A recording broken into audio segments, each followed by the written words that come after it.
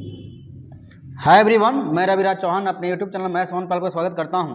अभी हम देख रहे हैं बायोलॉजी, जिसमें हम लोग देखेंगे क्लास 4 में। आज क्लास 4 का टॉपिक रहेगा प्रकाश संश्लेषण, श्वसन तथा वृद्धि। देखिए, हम लोग वही क्वेश्चन देखने वाले हैं जो प्रीवियस ईयर क्वेश्चन में बार बार क्वेश्चन पूछा हुआ है और इससे बाहर कभी पूछेगा भी नहीं। देखते हैं हम लोग क्वेश्चन नंबर 1। क्वेश्चन नंबर 1 कहता है कि पौधे किस विधि से भोजन का निर्माण करते हैं। ऑप्शन नंबर ए में कहता है परासरण, बी में कहता है प्रकाश संश्लेषण, सी में कहता है अवशोषण और डी में कहता है संचरण।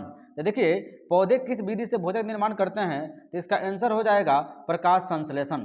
क्या हो जाएगा? प्रकाश संश्लेषण। देखिए, अब नीचे कह रहा है, इसमें एक तरीके से और क्वेश्चन आपसे पूछा जा सकता है कि प्रकाश संश्लेषण के दौरान ऑक्सीजन कहाँ से प्राप्त होती है। तो याद रखिएगा, प्रकाश संश्लेषण के दौरान जो ऑक्सीजन निकलती है वह H2O से निकलती है। किससे निकलती है? H2O से निकलती है, ना कि CO2 से। ठीक है, अब हम लोग देखते हैं नेक्स्ट क्वेश्चन, क्वेश्चन नंबर 2। देखिए, क्वेश्चन नंबर 2 कहता है कि पर्यावरण का अजैव अव्यय का उदाहरण है। ऑप्शन नंबर ए में कहता है वनस्पति, बी में कहता है जानवर, सी में कहता है वायु और डी में कहता है उपरोक्त में से सभी। तो देखिए, पर्यावरण का अजैव जो होता है, अजैव अव्यय का उदाहरण है, ये क्या है? वायु है। क्या है? वायु है। यानी ऑप्शन नंबर सी इस क्वेश्चन का आंसर हो गया। अब हम देखते हैं क्वेश्चन नंबर 3। देखिए, क्वेश्चन नंबर 3 में कहता है कि प्रकाश संश्लेषण में हरे पौधों द्वारा कौन सी गैस छोड़ी जाती है। तो देखिए, प्रकाश संश्लेषण में जो छोड़ी जाती है, ऑप्शन नंबर ए में कहता है कि ऑक्सीजन, बी में कहता है नाइट्रोजन, सी में कहता है जल वाष्प और डी में कहता है कार्बन डाइऑक्साइड। तो देखिए, इसमें जो किससे छोड़ा जाता है, तो ऑक्सीजन से। किससे? तो ऑक्सीजन से। यानी प्रकाश संश्लेषण में हरे पौधों द्वारा जो गैस छोड़ी जाती है वो क्या छोड़ी जाती है? ऑक्सीजन छोड़ी जाती है। अब हम लोग देखते हैं next question, question number 4। Question number 4 में कहता है कि प्रकाश संश्लेषण की प्रक्रिया में निम्नलिखित में से कौन सी गैस बाहर निकलती है। ऑप्शन नंबर ए में कहता है कार्बन डाइऑक्साइड, बी में कहता है हाइड्रोजन, सी में कहता है ऑक्सीजन और डी में कहता है नाइट्रोजन।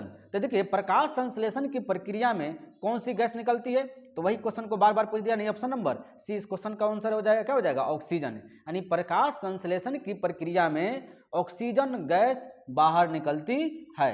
अब हम लोग देखते हैं नेक्स्ट क्वेश्चन, क्वेश्चन नंबर 5। देखिए, क्वेश्चन नंबर 5 कहता है कि प्रकाश संश्लेषण के लिए ऊर्जा प्रदान करता है कहां से। ए प्रकाश, बी जल, सी क्लोरोफिल, डी विटामिन। तो प्रकाश संश्लेषण की जो ऊर्जा प्रदान करता है वो होता है कहां से? प्रकाश से। कहां से होता है? तो लाइट से। ठीक है, अब हम लोग देखते हैं नेक्स्ट क्वेश्चन, क्वेश्चन नंबर 6। देखिए, क्वेश्चन नंबर 6 कहता है कि प्रकाश संश्लेषण में पौधे कौन सी गैसों का अवशोषण करते हैं। ठीक है, ऑप्शन नंबर ए में कहता है कि कार्बन डाइऑक्साइड, बी में कहता है ऑक्सीजन, सी में कहता है नाइट्रोजन और डी में कहता है हाइड्रोजन। तो देखिए, जो प्रकाश संश्लेषण में पौधे कौन सी गैस को अवशोषण करता है, तो कौन होंगे? Carbon dioxide. क्या हो जाएगा? Carbon dioxide. अब देखते हैं हम लोग नेक्स्ट क्वेश्चन, क्वेश्चन नंबर 7।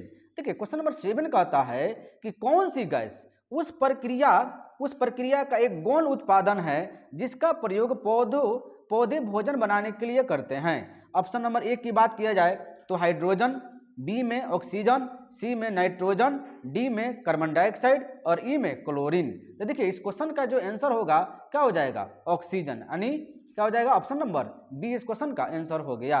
अब हम लोग देखते हैं नेक्स्ट क्वेश्चन, क्वेश्चन नंबर 8। देखिए, क्वेश्चन नंबर 8 में कहता है कि निम्न में से कौन सा प्रकाश संश्लेषण में उत्पन्न अपशिष्ट उत्पाद है। ए में कहता है ग्लूकोज, बी में कहता है जल, सी में कहता है कार्बन डाइऑक्साइड और डी में कहता है ऑक्सीजन। तो देखिए, इस क्वेश्चन का आंसर क्या हो जाएगा? डी, यानी ऑक्सीजन। प्रकाश संश्लेषण में उत्पन्न अपशिष्ट उत्पादक है क्या चीज? ऑक्सीजन। ठीक है, अब देखते हैं हम लोग नेक्स्ट क्वेश्चन, क्वेश्चन नंबर 9। देखिए, क्वेश्चन नंबर 9 में कहता है कि पौधों की प्रकाश संश्लेषी क्रिया मनुष्यों सहित पृथ्वी पर सभी प्राणियों को जीवित रखने का काम करती है। निम्नलिखित वैज्ञानिकों में से किसने इस क्षेत्र में अपने योगदान के लिए नोबेल पुरस्कार जीता है। ऑप्शन नंबर 1 की बात किया जाए तो कहता है हैंस ए क्रेब्स, बी में कहता है साइनस पॉलिन, सी में कहता है मेलविन कैल्विन और डी में कहता है पीटर मिशेल। तो देखिए अगर इस क्वेश्चन के आंसर की बात किया जाए तो क्या हो जाएगा, ऑप्शन नंबर सी इस क्वेश्चन का आंसर हो जाएगा। यानी पौधों की प्रकाश संश्लेषण क्रिया मनुष्य सहित पृथ्वी पर सभी क्रियाओं प्राणियों को जीवित रखने का काम करती है। इसमें योगदान किसने दिया था, तो मेल्विन कैल्विन ने दिया था। कौन दिया था, मेल्विन कैल्विन। अब हम लोग देखते हैं नेक्स्ट क्वेश्चन, क्वेश्चन नंबर 10। देखिए क्वेश्चन नंबर 10 कहता है कि मानव शरीर में कार्बोहाइड्रेट के रूप में पुनः संचरण होता है। ए में कहता है शुगर, बी में कहता है स्टार्च, सी में कहता है ग्लूकोज और डी में कहता है ग्लाइकोजन। तो देखिए इस क्वेश्चन के आंसर की बात किया जाए तो क्या हो जाएगा, डी यानी ग्लाइकोजन। क्या हो गया, ग्लाइकोजन। अब हम लोग देखते हैं नेक्स्ट क्वेश्चन, क्वेश्चन नंबर 11। देखिए क्वेश्चन नंबर 11 कहता है कि निम्न में से कौन सी गैस वायु को प्रदूषित नहीं करती है। अगर ऑप्शन की बात किया जाए तो ऑप्शन नंबर ए में कहता है कार्बन डाइऑक्साइड, बी में कहता है कार्बन मोनोऑक्साइड, सी में कहता है नाइट्रोजन डाइऑक्साइड और डी में कहता है सल्फर डाइऑक्साइड। अगर इसके आंसर की बात किया जाए तो क्या हो जाएगा, ऑप्शन नंबर ए यानी कार्बन डाइऑक्साइड। देखिए कौन सी गैस वायु को प्रदूषित नहीं करती है, तो कार्बन डाइऑक्साइड यानी ऑप्शन नंबर ए इस क्वेश्चन का आंसर हो गया। अब देखते हैं हम लोग नेक्स्ट क्वेश्चन, क्वेश्चन नंबर 12। देखिए क्वेश्चन नंबर 12 में कहता है, क्वेश्चन नंबर 12 कि निम्नलिखित में से कौन सा पदार्थ पौधे के लिए सूक्ष्म पोषक होता है। ए की बात की जाए तो कार्बन, बी में ऑक्सीजन, सी में नाइट्रोजन और डी में बोरॉन। तो देखिए इसकी आंसर की बात किया जाए तो क्या हो जाएगा, डी यानी बोरॉन। क्या कहता है कि निम्न में से कौन सा पदार्थ पौधों के लिए सूक्ष्म पोषक होता है। सूक्ष्म पोषक क्या होता है जी, तो बोरॉन होता है। क्या होता है, बोरॉन होता है। नेक्स्ट क्वेश्चन देखते हैं हम लोग, क्वेश्चन नंबर 13। देखिए क्वेश्चन नंबर 13 कहता है, क्वेश्चन नंबर 13 कहता है कि फलों के पकने से पहले गिरने पर कुछ मामलों में उपज की महत्वपूर्ण हानि होती है, इसे किसके द्वारा रोका जा सकता है। ऑप्शन नंबर ए की बात किया जाए तो कहता है समुचित सिंचाई द्वारा, बी में कहता है ऑक्सीजन के छिड़काव द्वारा, सी में कहता है उर्वरक के प्रयोग को बढ़ाकर। नहीं तो देखिए अगर इस आंसर की बात किया जाए, ऑप्शन नंबर देखिए अगर इसके आंसर की बात किया जाए तो क्या हो जाएगा, ऑप्शन नंबर बी इस क्वेश्चन का आंसर हो जाए, यानी ऑक्सीजन के छिड़काव के द्वारा। यानी फलों के पकने से पहले गिरने पर कुछ मामलों में उपज की महत्वपूर्ण हानि होती है, इसके किसके द्वारा रोका जाता है, तो ऑक्सीजन के छिड़काव के द्वारा। किसके, ऑक्सीजन के छिड़काव के द्वारा। नेक्स्ट क्वेश्चन देखते हैं। देखिए क्वेश्चन नंबर 14, क्वेश्चन नंबर 14 कहता है कि प्रकाश संश्लेषण में पर्णहरित की भूमिका होती है। यानी प्रकाश संश्लेषण में पर्णहरित की क्या भूमिका होती है। ऑप्शन नंबर ए में कहता है जल का अवशोषण, बी में कहता है प्रकाश का अवशोषण, सी में कहता है CO2 और डी में कहता है इनमें से कोई नहीं। अगर इसके क्वेश्चन की आंसर की बात की जाए तो क्या होगा, प्रकाश का अवशोषण। क्या हो जाएगा, प्रकाश का अवशोषण। अब हम देखते हैं क्वेश्चन नंबर 15। देखिए क्वेश्चन नंबर 15 कहता है कि पौधों तथा पेड़ों के पत्तों का रंग हरा होने का कारण है। ए में कहता है मिट्टी में लौह तत्व का होना, बी में कहता है क्लोरोफिल का होना, सी में कहता है कि खनिजों के साथ ऑक्सीजन के मिश्रण का होना, डी में कहता है खाद तथा हवा में नाइट्रोजन का होना।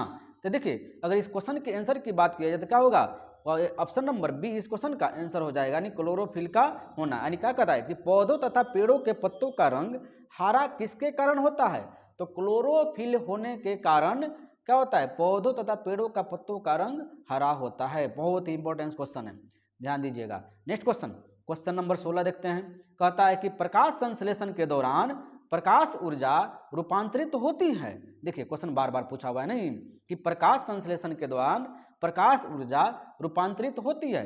ऑप्शन नंबर ए की बात किया जाए तो यांत्रिक ऊर्जा में, बी में किया जाए तो रासायनिक ऊर्जा में, सी में उष्मा ऊर्जा में और ऑप्शन नंबर डी में कहता है कि विकिरण ऊर्जा में। तो देखिए इस क्वेश्चन का आंसर क्या हो जाएगा, ऑप्शन नंबर बी यानी रासायनिक ऊर्जा में। यानी प्रकाश संश्लेषण के दौरान प्रकाश ऊर्जा रूपांतरित होती है किसमें, रासायनिक ऊर्जा में। अब हम देखते हैं नेक्स्ट क्वेश्चन, क्वेश्चन नंबर 17। देखिए क्वेश्चन नंबर 17 कहता है कि वह प्रक्रिया जिसका प्रयोग पौधे रात में ऊर्जा प्राप्त करने के लिए करते हैं।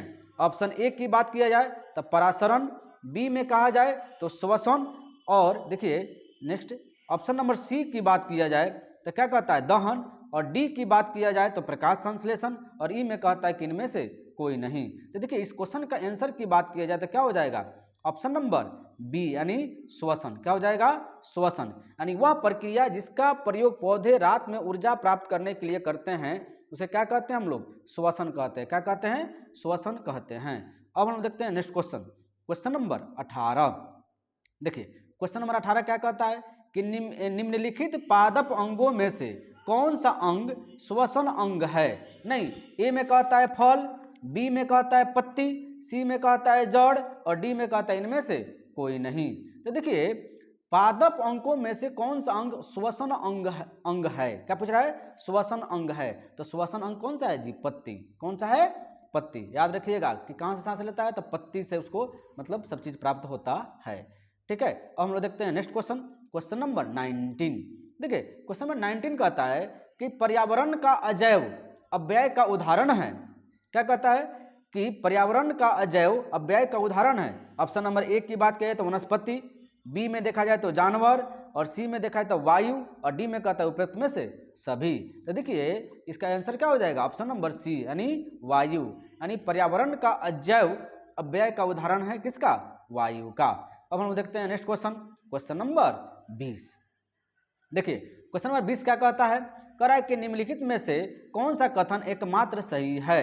नहीं, ए में कहता है कि पौधे अपनी पत्तियों में भोजन मंड संग्रहित करते हैं, सही चीज खोजना है। नहीं, और ऑप्शन नंबर बी में कहता है कि पौधे अपने पत्तियों पर प्रकाश पड़े बिना भोजन बना सकते हैं।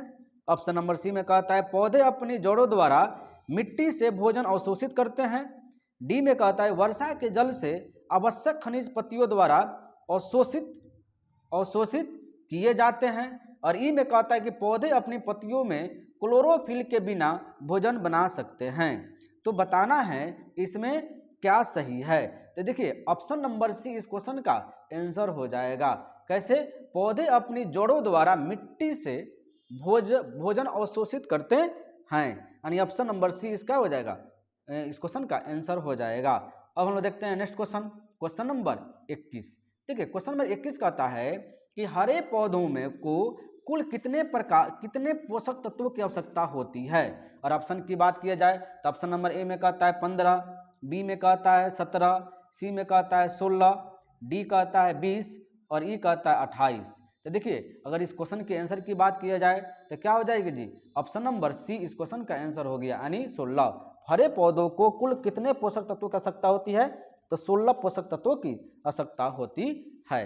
अब नेक्स्ट देखते हैं क्वेश्चन नंबर 22।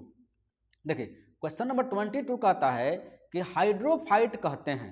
देखिए हाइड्रोफाइट कहते हैं बिना जल का पौधा, बिना मिट्टी का पौधा, बिना कार्बन डाइऑक्साइड का पौधा, इनमें से कोई नहीं। तो देखिए हाइड्रोफाइट, नहीं हाइड्रोफाइट किसे कहेंगे, तो फाइट कर रहा है, नहीं लड़ाई कर रहा है, बिना मिट्टी का पौधा, यानी उसको तो सहारा मिल नहीं रहा है, तो क्या हो गया, बिना मिट्टी का पौधा, हाइड्रोफाइट। याद रहेगा ना, हाइड्रोफाइट मतलब क्या होता है, बिना मिट्टी का पौधा। अब हम लोग देखते हैं नेक्स्ट क्वेश्चन, क्वेश्चन नंबर 23।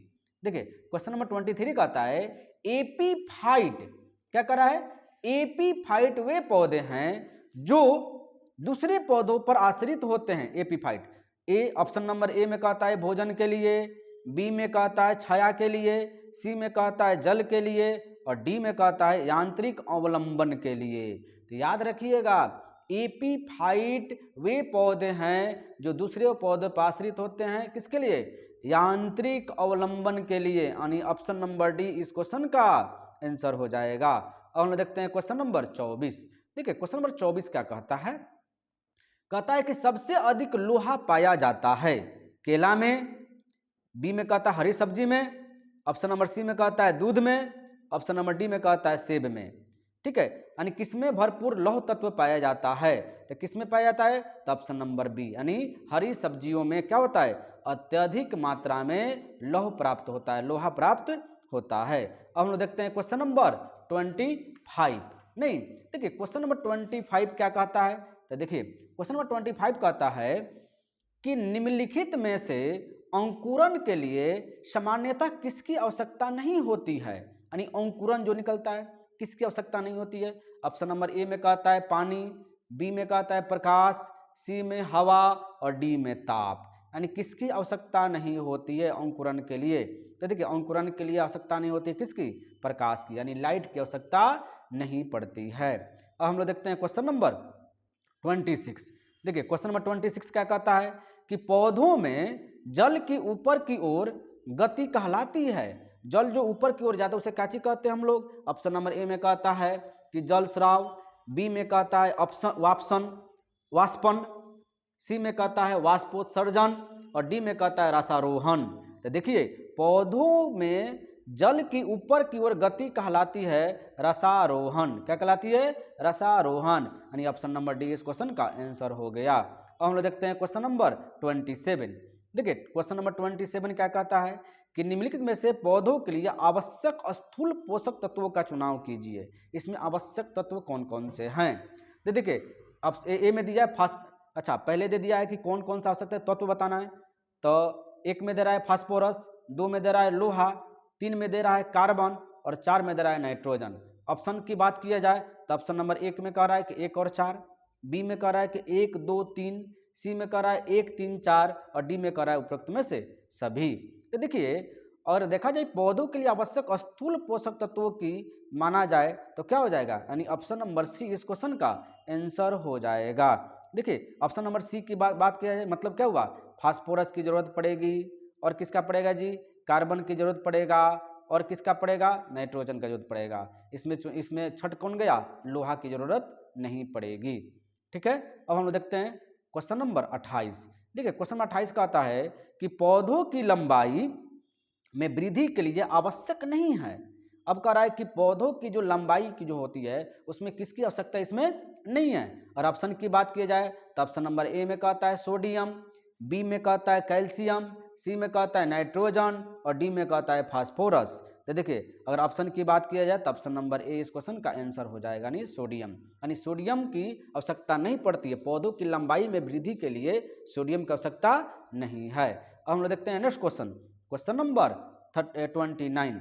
देखिए क्वेश्चन नंबर 29 की बात किया जाए तो कहता है कि निम्नलिखित में से कौन सा पदार्थ पौधों के लिए सूक्ष्म पोषक होता है। ऑप्शन ए की बात किया जाता है कार्बन, बी में देखा जाए तो ऑक्सीजन, सी में देखा जाए तो नाइट्रोजन और डी में देखा जाए तो बोरॉन। देखिए अगर ऑप्शन की देखिए कह रहा है कि सूक्ष्म पोषक तत्व होता है तो कौन? रिपीट क्वेश्चन कर रहा है नहीं जी, तो कौन होता है? बोरॉन। इसके पिछले भी क्वेश्चन आया था ना। देखते हैं हम लोग नेक्स्ट क्वेश्चन, क्वेश्चन नंबर 30। दिन के समय पौधे ऑप्शन नंबर ए में कहता है कि कार्बन डाइऑक्साइड लेते हैं और ऑक्सीजन छोड़ते हैं। ऑप्शन नंबर बी में कहता है कि ऑक्सीजन लेते हैं और कार्बन डाइऑक्साइड छोड़ते हैं। सी में कहता है कार्बन डाइऑक्साइड लेते हैं और नाइट्रोजन छोड़ते हैं। डी में कहता है नाइट्रोजन लेते हैं और ऑक्सीजन छोड़ते हैं। तो देखिए इस क्वेश्चन के आंसर की बात की जाए तो क्या हो जाएगा? ऑप्शन नंबर ए इस क्वेश्चन का आंसर हो जाएगा कि दिन के समय पौधे क्या करते हैं? कार्बन डाइऑक्साइड लेते हैं और ऑक्सीजन छोड़ते हैं दिन के समय। यही रात में उल्टा हो जाता है। रात में क्या होता है जी? रात में हो जाता है कि पौधे ऑक्सीजन को लेते हैं और कार्बन डाइऑक्साइड छोड़ते हैं। अब देखा जाए नेक्स्ट क्वेश्चन, क्वेश्चन नंबर 31। देखिए क्वेश्चन नंबर 31 कहता है कि सभी सजीव पदार्थ अपने श्वसन के लिए ऑक्सीजन का उपभोग करते हैं। पौधों द्वारा क्या कर रहा है? पौधों द्वारा किस समय ऑक्सीजन की पुनः पूर्ति की जाती है? नहीं, देखिए क्वेश्चन को सभी सजीव पदार्थ अपने श्वसन के लिए ऑक्सीजन का उपभोग करते हैं। पौधों द्वारा किस समय ऑक्सीजन की पुनः प्राप्ति होती है? शाम के समय, बी में कहता है रात के समय और सी में कहता है सुबह के समय, डी में कहता है दिन के समय। तो देखिए अगर ऑप्शन की बात की जाए तो क्या हो जाएगा? डी, यानी ऑप्शन नंबर डी हो जाएगा इस क्वेश्चन का आंसर हो जाएगा। यानी क्या कहता है कि सभी सजीव पदार्थों अपने श्वसन के लिए ऑक्सीजन का उपभोग करते हैं। पौधों द्वारा किस समय ऑक्सीजन का पुनः पूर्ति की जाती है? तो कब? दिन के समय, यानी ऑप्शन नंबर डी इस क्वेश्चन का आंसर हो गया। अब हम लोग देखते हैं क्वेश्चन नंबर 32। देखिए 32 नंबर क्वेश्चन कहता है कि रात के समय पेड़ के नीचे सोना उचित नहीं है क्योंकि पेड़ डैश छोड़ता है। तो देखिए रात के समय क्यों नहीं सोते हैं? तो ऑप्शन नंबर ए में कहता है कि कार्बन डाइऑक्साइड, बी में कहता है ऑक्सीजन, सी में कहता है कार्बन मोनोऑक्साइड और डी में कहता है सल्फर डाइऑक्साइड। तो देखिए रात के समय में पौधे क्या करते हैं? पौधे कार्बन डाइऑक्साइड को छोड़ते हैं, इसलिए रात के समय पौधे के नीचे नहीं सोना चाहिए, यानी ऑप्शन नंबर ए इस क्वेश्चन का आंसर हुआ। अब देखते हैं हम लोग 33। ठीक है, क्वेश्चन नंबर 33 कहता है कि तालाब को कहा जा सकता है, एक कृत्रिम इकोसिस्टम, बी प्राकृतिक इकोसिस्टम, सी बायोम और डी पौधों और जंतुओं का एक समुदाय। तो देखिए तालाब को हम लोग क्या कह सकते हैं, इसको तालाब को कह सकते हैं प्राकृतिक इकोसिस्टम, यानी ऑप्शन नंबर बी इस क्वेश्चन का आंसर हो गया। अब हम लोग देखते हैं क्वेश्चन नंबर 34। देखिए क्वेश्चन नंबर 34 क्या कहता है कि प्रकाश संश्लेषण के दौरान प्रकाश ऊर्जा रूपांतरित होती है। देखिए क्वेश्चन 2 बार पूछ दिया कि प्रकाश संश्लेषण के दौरान प्रकाश ऊर्जा रूपांतरित होती है भौतिक ऊर्जा में, ऑप्शन नंबर बी में कहता है कि रासायनिक ऊर्जा में, सी में कहता है ऊष्मा ऊर्जा में और डी में कहता है विकिरण ऊर्जा में। तो क्या हो जाएगा जी इसका आंसर, रासायनिक ऊर्जा में, यानी ऑप्शन नंबर बी इस क्वेश्चन का आंसर हुआ। अब हम लोग देखते हैं नेक्स्ट क्वेश्चन। ठीक है, देखिए नेक्स्ट क्वेश्चन हम लोग देखते हैं। नेक्स्ट क्वेश्चन में सीरीज आ गया कि ग्रुप डी में ऑनलाइन परीक्षा, नहीं 2018 के पहले या 2018 के से जो भी क्वेश्चन हुआ है उसको हम लोग देखते हैं, बहुत इंपॉर्टेंट क्वेश्चन है सब चीज। देखिएगा पौधों में फ्लोएम का कार्य है, पौधों में फ्लोएम का कार्य है, ऑप्शन नंबर ए में कहता है खनिज संचलन, बी में कहता है जल का समूहन, सी में कहता है भोजन का समूहन और डी में कहता है तने का सहारा प्रदान करना। तो देखिए ऑप्शन नंबर सी इस क्वेश्चन का आंसर हो जाएगा, भोजन का समूहन, यानी पौधों में फ्लोएम का कार्य है, क्या चीज, भोजन का समूहन, यानी भोजन पहुंचाना ये काम है, क्या जी, फ्लोएम को कहते हैं हम लोग। अब क्वेश्चन नंबर 2 देखते हैं। डैश के पुंकेसर भाग हैं, करे डैश ए पुंकेसर के भाग हैं। ए ऑप्शन नंबर ए में कहता है कि परागकोश और वर्तिका, बी में कहता है परागकोश और अंडाशय, सी में कहता है परागकोश और पुतंतु और डी में कहता है परागकोश और वर्तिकाग्र। देखिए अगर देखा जाए कि इसमें पुंकेसर के भाग हैं तो क्या हो जाएगा, ऑप्शन नंबर सी परागकोश और पुतंतु, क्या होगा, पुतंतु, क्या होगा, पुतंतु। अब देखते हैं हम लोग नेक्स्ट क्वेश्चन, क्वेश्चन नंबर 3। देखिए क्वेश्चन नंबर 3 कहता है कि पुष्प के किस प्रजनन भाग में जर्म कोशिकाएं पाई जाती है, पुष्प के किस प्रजनन भाग में जर्म कोशिकाएं पाई जाती है। हम लोग देखते हैं ऑप्शन नंबर ए में दल और वर्तिका, बी में कहता है परागकोश और बाह्य दल, सी में कहता है बाह्य दल और पुंकेसर, डी में कहता है पुंकेसर और स्त्री केसर। देखिए तो पुष्प के किस प्रजनन भाग में जर्म कोशिकाएं पाई जाती है, तो किसमें पाई जाती है, तब पुंकेसर और स्त्री केसर में, यानी ऑप्शन नंबर डी क्वेश्चन का आंसर हुआ। हम लोग देखते हैं नेक्स्ट क्वेश्चन, क्वेश्चन नंबर 4। देखिए क्वेश्चन नंबर 4 कहता है कि तने या जड़ का घेरा डैश के कारण बनता है। क्या कह रहा है कि तने या जड़ का घेरा डैश के कारण बनता है। ऑप्शन नंबर ए की बात की जाए तो कह रहा है कि तने पार्श्व विभज्य योतक, बी में कहता है कैलरी विभज्य योतक, सी में कहता है मध्य अस्तिक विजय योतक और डी में कहता है शीर्षस्थ विजय भयोतक। देखिए अगर इस क्वेश्चन के आंसर की बात किया जाए तो क्या हो जाएगा, ऑप्शन नंबर ए इस क्वेश्चन का आंसर हो जाएगा। तने या जड़ का घेरा डैश के कारण होता है, किसके कारण होता है, पार्श्व विजय होता है, यानी क्या नाम सुनोगे, लेटरल नाम सुनोगे, क्या सुनोगे, लेटरल। अब हम लोग देखते हैं नेक्स्ट क्वेश्चन, क्वेश्चन नंबर 7। देखिए क्वेश्चन नंबर 7 क्या कहता है, क्वेश्चन नंबर 7 कर रहे हैं, sorry question number 5। Question number 5 कहता है कि निम्नलिखित में से कौन सा पौधों की बाह्य त्वचा का कार्य नहीं है। देखिए और ऑप्शन की बात की जाए, ऑप्शन नंबर ए में कहता है वाष्पोत्सर्जन को नियंत्रित करना, बी में कहता है प्रकाश संश्लेषण करना, सी में कहता है पौधों को संरक्षित रखना और डी में कहता है कि रोमों की सहायता से वायु की स्थिर रोधन परत तैयार करना। तो देखिए निम्नलिखित में से कौन सा पौधों की बाह्य त्वचा का कार्य नहीं है, कौन नहीं है जी, बाह्य त्वचा का कार्य नहीं है, तो ऑप्शन नंबर बी यानी प्रकाश संश्लेषण बाह्य कार्य नहीं है, नहीं। अब देखिए हम लोग देखते हैं अब नेक्स्ट क्वेश्चन, क्वेश्चन नंबर 6। देखिए क्वेश्चन नंबर 6 कहता है कि एक पत्ती की अनुप्रस्थ काट के निम्नांकित चित्र का अध्ययन करें और बताएं कि कौन सा विकल्प सही अक्षरांकन को दर्शाता है। तो देखिए पिक्चर को आप लोग देख रहे हैं, नहीं, अब पिक्चर को देखने के बाद ऑप्शन नंबर ए में कहता है, देखिए ऑप्शन नंबर ए में क्या कहा कि ऊपरी अधिचर्म, ठीक है, 2 में उसी में ऑप्शन ए में कहता है कि 2 मोमी क्यूटिलिक, 3 रंध्र, 4 वायु और क्या कहता है अवकाश, वायु अवकाश, 5 में कहता है हरित लवक। ठीक है, अब देखिए बी में कहता है, एक में कहता है कि मोमी क्यूटिकल, दो में कहता है ऊपरी अधिचर्म, तीन में कहता है रंध्र, और चार में कहता है वायु अवकाश, और पांच में कहता है केंद्रक। सी में भी कहता है कि एक में कहता है ऊपरी अधिचर्म, दो में कहता है निचली बाह्य त्वचा, निचली बाह्य त्वचा, एक में डी में कहता है ऊपरी अधिचर्म, दो में कहता है निचली बाह्य त्वचा, तीन में कहता है रंध्र, और चार में कहता है वायु अवकाश, और पांच में कहता है केंद्रक। तो बताना है कि इसमें क्या आपको दिख रहा है, क्या है इस पिक्चर में। नहीं तो देखिए इसमें क्या है, ऑप्शन नंबर सी, यानी एक में कहता है क्या चीज कि ऊपरी अधिचर्म होगा, दो में होगा निचली बाह्य त्वचा, ठीक है, तीन में हो जाएगा रक्षक कोशिका, चार में हो जाएगा वायु अवकाश, और पांच में हो जाएगा हरित लवक। हरित लवक क्या हो गया सबसे लास्ट में। अब देखते हैं हम लोग नेक्स्ट क्वेश्चन, क्वेश्चन नंबर 7। देखिए क्वेश्चन नंबर 7 कहता है कि श्वसन की इनमें से किस प्रक्रिया में ऑक्सीजन की आवश्यकता होती है। ऑप्शन ए की बात किया जाए तो दिया है पाइरूवेट के CO2 H2O और ऊर्जा में रूपांतरण। अगर ऑप्शन नंबर 2 की बात किया जाए तो कहता है पाइरूवेट के एथेनॉल में रूपांतरण। सी में कहता है ग्लूकोज के पाइरूवेट में रूपांतरण, और डी में कहता है कि पाइरूवेट के CO2 में रूपांतरण। तो देखिए अगर इस क्वेश्चन को देखा जाए तो क्वेश्चन क्या था कि श्वसन की इनमें से किस अभिक्रिया में ऑक्सीजन की आवश्यकता होती है। तो किसकी होती है जी, H2O तो ऐसा ही दिखाई दे रहा है ना जी कि पाइरूवेट के CO2 तथा H2 और ऊर्जा में रूपांतरण। देखिए H2O में क्या होता है जी, ऑक्सीजन ना होता है, तो ऐसा ही मार देंगे, यानी ऑप्शन नंबर ए इस क्वेश्चन का आंसर हो गया। अब हम लोग देखते हैं क्वेश्चन नंबर 8। देखिए क्वेश्चन नंबर 8 में क्या कहता है कि पादप उत्तक मुख्यतः दो प्रकार के होते हैं, और डैश और डैश। नहीं तो देखिए अगर ऑप्शन की बात की जाए ए में तो कहता है विजयवत्तक उत्तक, सरल अस्थायी उत्तक। अगर बी की बात की जाए तो कह रहा है कि विजयवत्तक उत्तक और अस्थायी उत्तक।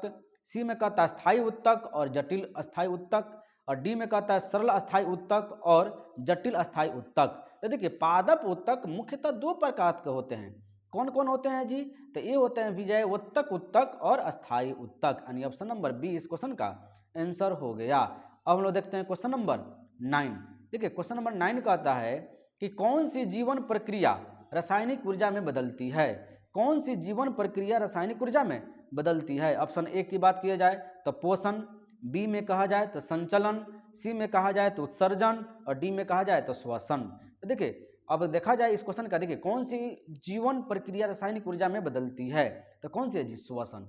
क्या जी होगा, श्वसन। जहाँ सांस लीजिए चलेगा जी, नहीं। तो जीवन प्रक्रिया रासायनिक ऊर्जा में बदलती है कौन, श्वसन। अब देखते हैं हम लोग नेक्स्ट क्वेश्चन, क्वेश्चन नंबर 10। देखिए क्वेश्चन नंबर 10 क्या कहता है कि ऑक्सी श्वसन के लिए डैश की उपस्थिति की आवश्यकता होती है। ऑप्शन की बात किया जाए तो ऑप्शन नंबर ए में कहता है कार्बन डाइऑक्साइड, बी में कहा जाए तो ऑक्सीजन, सी में कहा जाए तो नाइट्रोजन, और डी में कहा जाए तो हाइड्रोजन। तो देखिए इस क्वेश्चन के आंसर की बात किया जाए तो क्या हो जाएगी, ऑक्सीजन। यानी ऑक्सी श्वसन के लिए डैश की उपस्थिति की आवश्यकता होती है। किसकी होती है, तो ऑक्सी श्वसन में ऑक्सीजन की होती है, यानी ऑप्शन नंबर बी इस क्वेश्चन का आंसर हो गया। अब देखते हैं हम लोग next question, question number 11। Question number 11 में कहता है C6H12O6 और AQ। नहीं, फिर कहता है 6CO2 इक्वल टू हो गया 6CO2 प्लस 6H2O प्लस ऊर्जा। अब बताइए दी गई अभिक्रिया के लिए विशिष्ट नाम क्या है। ठीक है, ऑप्शन ए की बात किया जाए तो ऊर्जा रूपांतरण, बी में देखा जाए तो श्वसन, और सी में देखा जाए तो पाचन, और डी में देखा जाए तो उपापचय।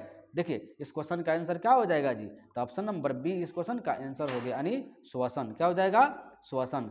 अब हम लोग देखते हैं नेक्स्ट क्वेश्चन, क्वेश्चन नंबर 12। नहीं, क्वेश्चन नंबर 12 कहता है, देखिए क्वेश्चन नंबर 12, देखिए क्वेश्चन नंबर 12 कहता है एटीपी के टर्मिनल को तोड़ने के लिए पानी का उपयोग करने पर कितनी ऊर्जा उत्सर्जित होती है।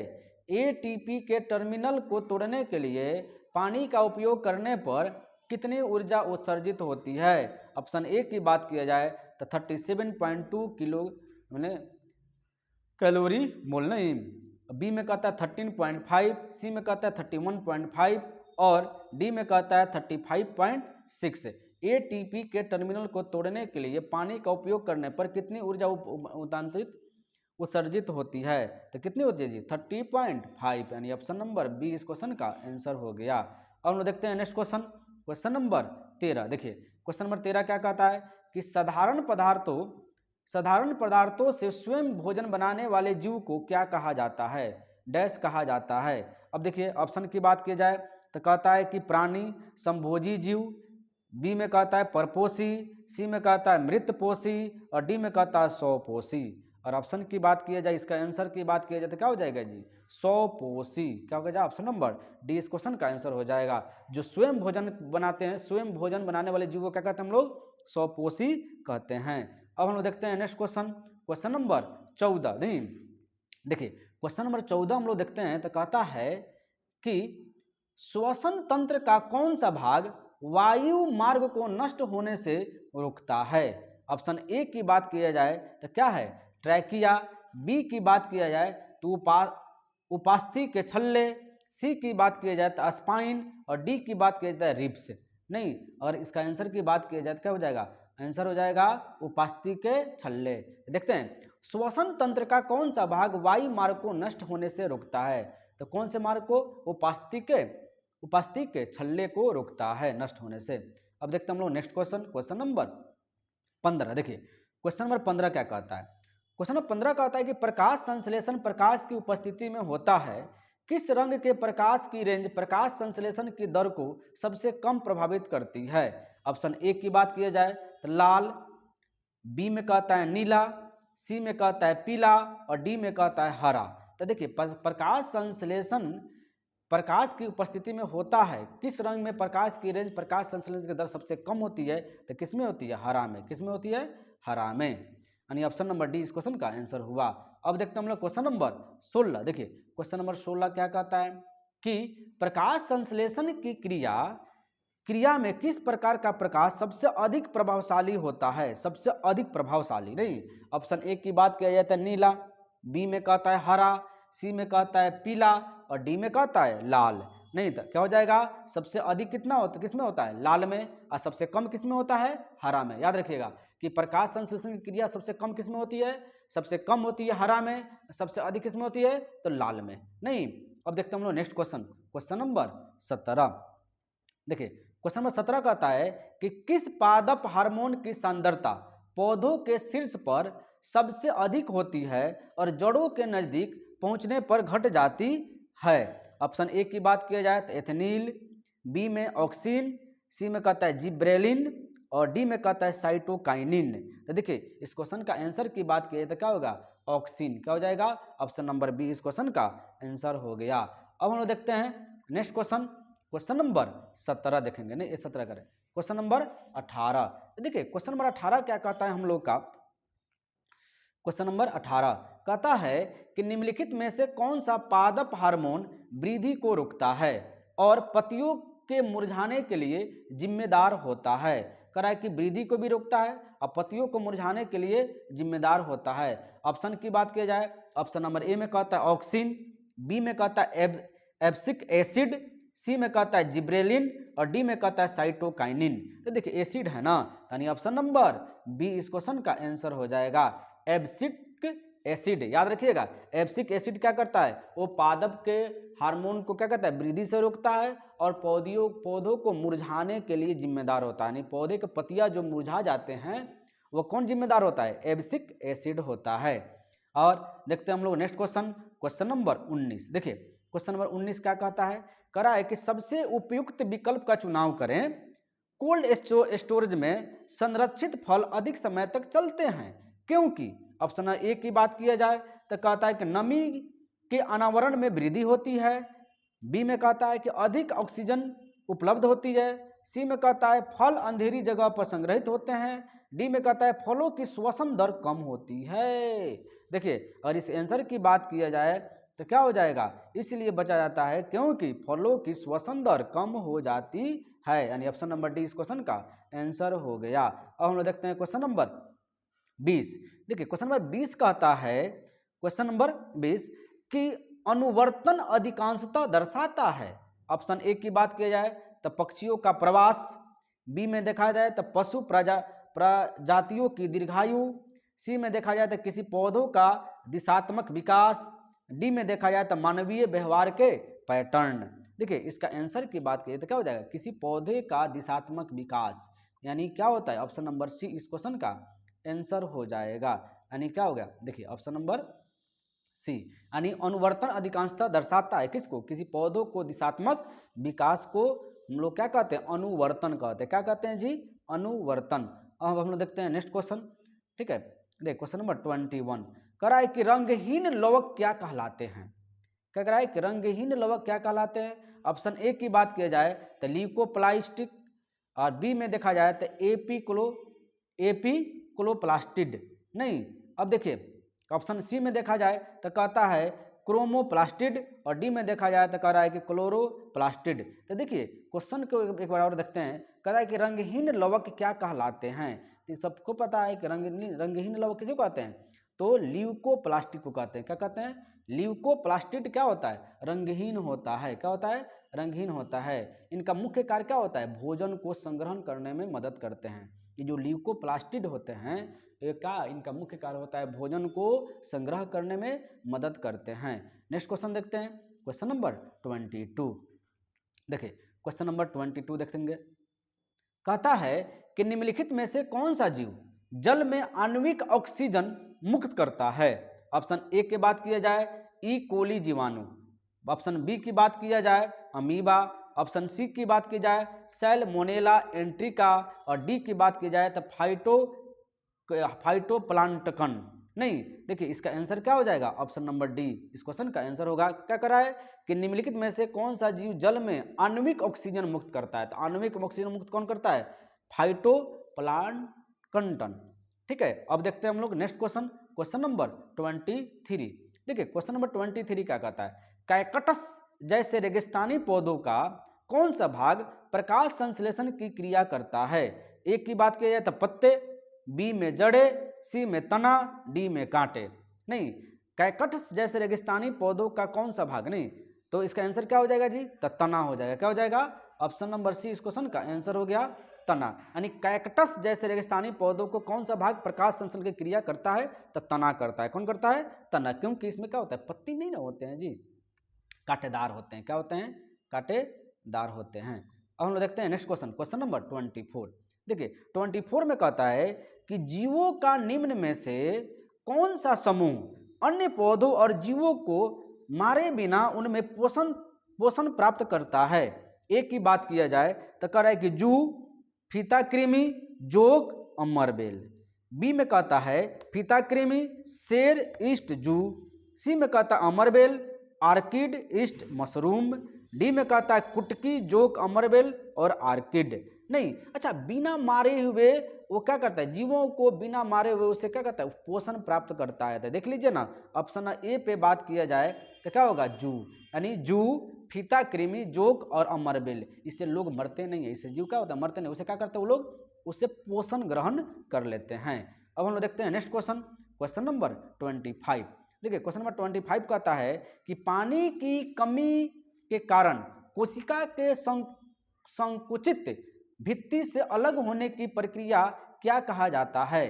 ठीक है, ऑप्शन ए की बात किया जाए तो कहता है कि प्रकाश संश्लेषण, और बी में कहा जाए तो प्लाज्मोलाइसिस, सी में कहता है साइटोलिसिस, और डी में कहता है डिप्लाज्मोलाइसिस। यानी देखिए अगर इस आंसर की बात कीजिए पानी की कमी के कारण कोशिका के संकुचित भाग को क्या कहते हैं, तो ऑप्शन नंबर बी इस क्वेश्चन का आंसर हो जाएगा प्लाज्मोलाइसिस। क्या हो जाएगा, प्लाज्मोलाइसिस। अब देखते हैं हम लोग नेक्स्ट क्वेश्चन, क्वेश्चन नंबर 26। देखिए क्वेश्चन नंबर 26 क्या कहता है कि निम्नलिखित असंतुलित समीकरणों द्वारा निर्दिष्ट किए गए अनुसार प्रकाश संश्लेषण की प्रक्रिया में क्रमशः कितने जल और कार्बन डाइऑक्साइड अनुभाग होते हैं। आप देख सकते हैं क्या कहते हैं, रासायनिक समीकरण को, असंतुलित रासायनिक समीकरण को देख सकते हैं, बता सकते हैं कि इसमें क्या होगा। ऑप्शन ए में कहता है 4 और 5, बी में कहता है 6 और 3, सी में कहता है 6 और 6, और डी में कहता है 3 और 6। तो देखिए अगर इसमें देखा जाए तो क्या हो जाएगा, ऑप्शन नंबर सी इस क्वेश्चन का आंसर हो जाएगा, ऑप्शन नंबर सी 6 और 6। देखिए क्या था समीकरण, H2O CO2 क्या बन गया जी, HC6H12O6 प्लस H2O। तो देखिए प्रकाश संश्लेषण ऊर्जा को रूप परिवर्तित करने की प्रक्रिया है, नहीं जिसमें क्या होता है जी, सौर ऊर्जा को प्रकाश के रूप में हम लोग क्या करते हैं, परिवर्तित किया जाता है, जिसका उपयोग कार्बोहाइड्रेट के अणुओं के उत्पादन में किया जाता है। यानी ऑप्शन नंबर सी क्या हो जाएगा इस क्वेश्चन का आंसर हो जाएगा। 6 बैठाइएगा ना। तो देखिए एच आपको 12 दिया हुआ है ना जी, देखिए ना एच आपको 12 दिया हुआ है, यहाँ 6 बैठेगा तो 6 दूना 12 हो गया, नहीं ओ यहाँ पे 2 है, ओ यहाँ पे 6 है, 6 2 8, नहीं 8 यहाँ पे कितना है 9, ठीक है। फिर यहाँ पे भी 6 बैठेगा तो क्या हो जाएगा, ये बराबर हो जाएगा। यानी ऐसे क्या संतुलित करना है, इसको संतुलित करके देखना है कि क्या क्या चीज़ हमको बैठाएंगे तो क्या होगा, हमारा संतुलित हो जाएगा। अब हम लोग देखते हैं नेक्स्ट क्वेश्चन देखिए, सॉरी इतना ही है। देखिए इस वीडियो में हम लोगों ने देखा कि क्लास 2 में कि प्रकाश संश्लेषण का चैप्टर था, जिसमें हम लोगों ने बेहतरीन वो क्वेश्चन देखे जो बार बार एग्जाम में पूछा जाता है, और प्रकाश संश्लेषण से आज तक की जो भी 7-8 साल 10 साल के जो भी क्वेश्चन पूछा गया है वो टोटल का टोटल हम लोगों ने संग्रह करके आपको दिखाया। हमारी प्रयास यही है कि आपको पार्ट बाय पार्ट यानी चैप्टर वाइज बायोलॉजी में आपको खत्म करवाऊं, और 10 से 12 क्लास में क्या होगा, बायोलॉजी खत्म हो जाएगा, उसके बाद हम लोग फिजिक्स करेंगे, फिर केमिस्ट्री करेंगे, ठीक है। तो अगर मेरी वीडियो का कंटेंट अच्छा लग रहा है तो लाइक कीजिए, कमेंट कीजिए, सब्सक्राइब कीजिए और चैनल को शेयर जरूर से जरूर कीजिए। Thank you.